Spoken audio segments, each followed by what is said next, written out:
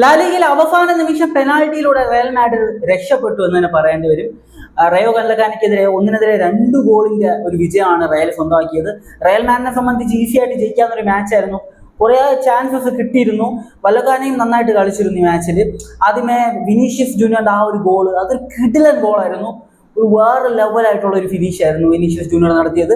പിന്നീട് എംബാപ്പയ്ക്ക് ഒരു open post കിട്ടിയിരുന്നു, പക്ഷെ ഭാഗ്യമില്ല, ബാറടിച്ച് തെറിച്ചു. പിന്നെ അവസാനം കമവിംഗയുടെ ഒരു ഹെഡർ ഉണ്ടായിരുന്നു, അത് പോസ്റ്റ് അടിച്ച് തെറിക്കുന്ന കണ്ടു. പിന്നെ ഇഞ്ചുറി ടൈമിലായിരുന്നു ആ ഒരു പെനാൽറ്റി കിട്ടുന്നത്.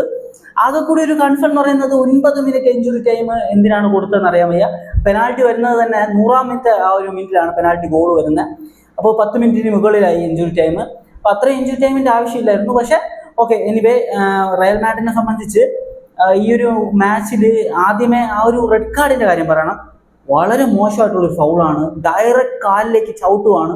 അതിനെന്തായാലും ഡയറക്റ്റ് റെഡ് കാർഡാണ്. രണ്ടാമത്തത് അറിയാലോ, സെക്കൻഡ് യെല്ലോ പ്ലസ് റെഡ് ആണ്. അത് എനിക്ക് തോന്നുന്നു അത് റോഡിൽ ഒരു ആവശ്യമില്ലാതെ തള്ളിയിട്ടതാണ്. അവസാനം കയ്യിൽ നിന്ന് പോയി, എല്ലാം പോയി. കാരണം 1-2 ഗോളിന്റെ ലീഡായി അവർ സമനിലയെങ്കിലും പ്രതീക്ഷിച്ചതാണ്, പക്ഷെ എല്ലാം പോയി. അതിന്റെ ഒരു ഫ്രസ്ട്രേഷനിൽ പിടിച്ച് തള്ളിയതാണ്. അപ്പൊ അതിന് സെക്കൻഡ് യെല്ലോ പ്ലസ് റെഡായി. അപ്പോൾ വിനീഷ്യസ് ജൂനിയറിന് അടുത്ത മാച്ച് കളിക്കാൻ പറ്റത്തില്ലെന്ന് പറയുന്നുണ്ട്.